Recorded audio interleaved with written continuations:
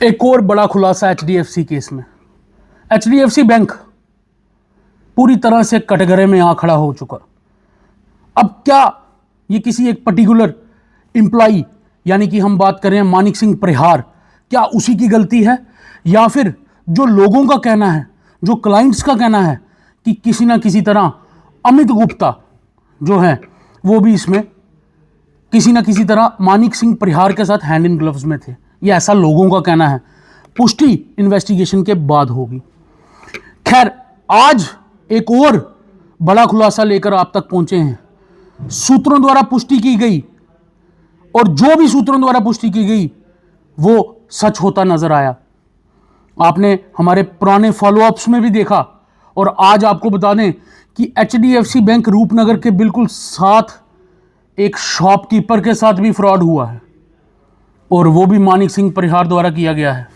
आपको बताएं कि उसके पास मानिक सिंह परिहार जाता है और उसको बोलता है शॉपकीपर को कि मैं 40,000 ऑनलाइन ट्रांसफ़र करता हूं और आप मुझे कैश दे दीजिए, मुझे ज़रूरत है।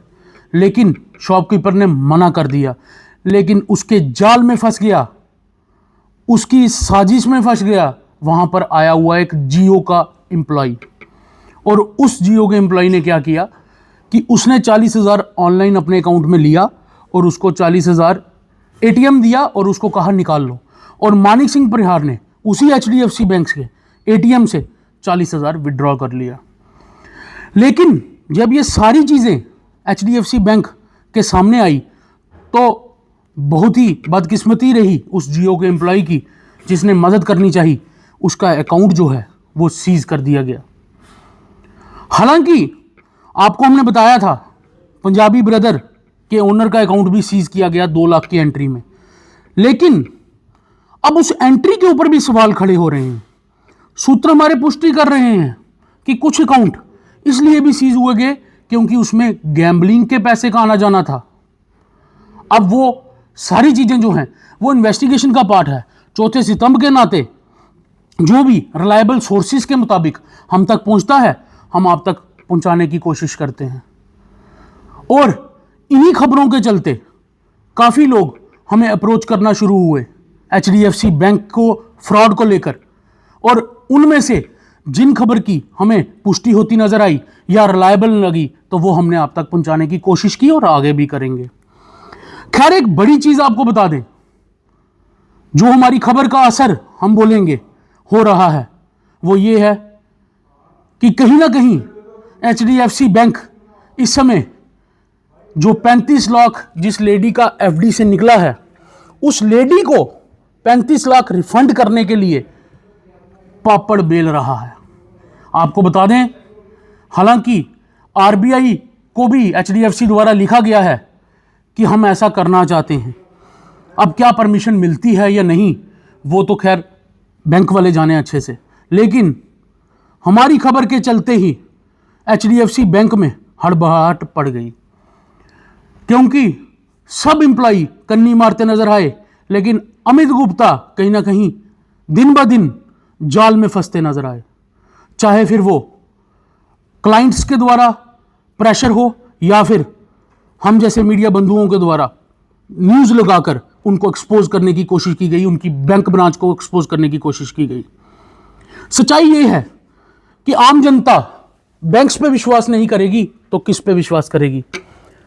अगर 1-1 हज़ार, 1-1 100 और 1-1 रुपए और 1-1 लाख इकट्ठा करके कोई बंदा एफडी कराता है तो क्या वो अब एचडीएफसी बैंक में सेफ नहीं है या फिर अन्य बैंक्स में भी सेफ नहीं है?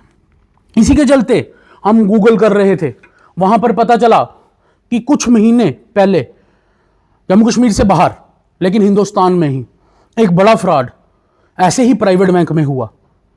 सूत्रों ने पुष्टि की कि वो करोड़ में फ्रॉड था और उसके पीछे भी मॉडस ऑपरेंडी यही थी। वहीं जब हमने उसके अंदर और छानबीन करने की कोशिश की तो हमें यह पता चला कि यहां पर जितने बैंक्स हैं उनमें जो साइलेंट अकाउंट्स हैं, जिनमें एफडीज पड़ी रहती हैं, जिनमें पैसा पड़ा रहता है, उस फंड्स को बैंक्स द्वारा यूज किया जाता है, चाहे फिर वो शेयर मार्केट में हो, चाहे फिर वो पर्सनल यूज में हो, और उसके बाद जब किसी क्लाइंट को पता चलता है तो उनके पैसे वापस डालकर मामले को ठप कर दिया जाता है। खैर, ये सब चीजें सूत्रों के हवाले से पता चली हैं, पुष्टि इन्वेस्टिगेशन का पार्ट है। एसएसपी जम्मू बड़े बड़े क्रिमिनल्स के साथ, बड़े बड़े एंटी नेशनल एलिमेंट्स के साथ लड़ने के लिए माहिर माने जाते हैं। एसएसपी क्राइम इन सब चीज़ों में माहिर माने जाते हैं।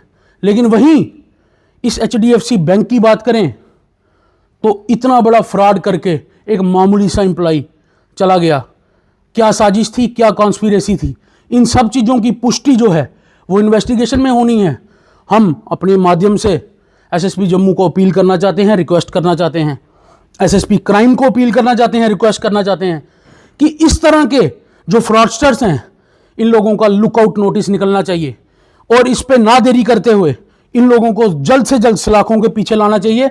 और जिन लोगों ने बहुत मुश्किल से पैसा जोड़ा है, बैंक्स में रखा है, उनके पैसे के साथ ऐसा हुआ, उनको जो है इंसाफ मिलना चाहिए। वहीं एक बात आपको और बता दें, अभी कुछ ऐसे मामले हैं सूत्रों द्वारा पुष्टि की जा रही है, कुछ गरीब तबके के लोग, दिहाड़ीदार, मजदूर, काफ़ी ऐसे लोग हैं जिनके साथ भी ऐसा हो चुका है, जिनके अकाउंट से 20,000, 10,000, 50,000 निकला है। अब ये सब चीज़ों की पुष्टि जो है वो हम चाहते हैं कि एचडीएफसी बैंक जो है ब्लैक एंड वाइट में पुलिस को खुद दे दे। हालांकि ये भी पता चला है कि जानीपुर पुलिस स्टेशन में ये जो 40,000 वाला इंसिडेंट बताया हमने, ये लोग जानीपुर पुलिस स्टेशन में मुंशी के पास जाते हैं कंप्लेंट दर्ज करने, तो मुंशी द्वारा कहा जाता है कि ये क्राइम का मामला है, साइबर क्राइम में जाइए। और जब वो साइबर क्राइम में जाते हैं तो उनके द्वारा कहा जाता है कि ये पुलिस स्टेशन का मामला है। खैर, हम रिक्वेस्ट करेंगे पुलिस ऑफिसर्स को भी कि ये 40,000 का मामला नहीं है, इसमें एक बहुत बड़ा फ्रॉड हुआ है और पुलिस और एजेंसीज का काम है ऐसे बड़े फ्रॉड्स जो हैं उनको पकड़ना। तो हम इसीलिए बार बार अपील कर रहे हैं कि खैर, सुनने में आया है कि हमारी खबर के बाद 35 लाख जिस लेडी का निकला है उनको वापस देने की पूरी कोशिश जो है, पूरे जो हथकंडे हैं वो एचडीएफसी बैंक के एम्प्लॉइज कर रहे हैं। उसमें अमित गुप्ता लीड करते नजर आ रहे हैं। लेकिन क्यों खबर का वेट करना पड़े, क्यों नहीं लीगल कार्रवाई जो है इन पर सख्ती से थोपी जाए। इसलिए हम चाहते हैं कि अगर मीडिया चौथे स्तंभ के नाते इन सबको एक्सपोज कर रही है तो Jammu Kashmir police, security agencies को भी इन सबको कड़े हाथों ले लेना चाहिए, ताकि जो गरीब लोग हैं या जिन्होंने पैसा जोड़ा था, जिनके अकाउंटों से पैसा निकल गया है, उनको इंसाफ मिल सके। आप लोगों की खबर के लिए क्या राय है ज़रूर कमेंट सेक्शन में दीजिए। और मुझे लगता है कि इसमें एक बड़ा खुलासा और भी होगा, क्योंकि सूत्रों ने जो पुष्टि की है कुछ गैम्बलिंग से जुड़े अकाउंट भी इसमें सीज हुए हैं, वो सब चीज़ें भी बाहर निकलेंगी। खैर, ये सब चीज़ें जो हैं हम लोग अल्टीमेटली एंड में जो है वो इन्वेस्टिगेशन के ऊपर ही छोड़ेंगे। तो आप लोगों की क्या राय है कमेंट सेक्शन में देना ना भूलें और देखते रहिए चैनल वन। ऐसे ही खुलासे चैनल वन करता रहेगा। वीडियो को शेयर करना ना भूलें। धन्यवाद।